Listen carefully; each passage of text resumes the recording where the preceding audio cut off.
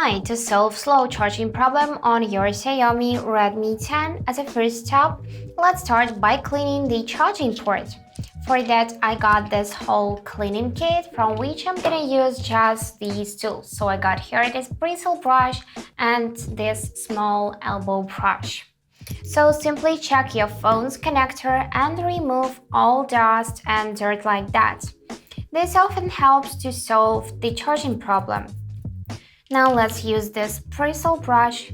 I'm gonna carefully just brush it off and carefully remove all of the dust and dirt like that. Great!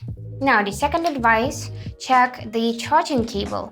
If the cable is damaged, try replacing it with another one to make sure the problem is not with this cable.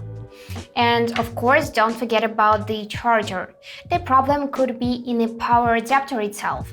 Try charging your phone with a different adapter to check this. And if all of the above didn't help, try leaving your phone on the charge overnight. This may help, especially if the problem is not hardware related.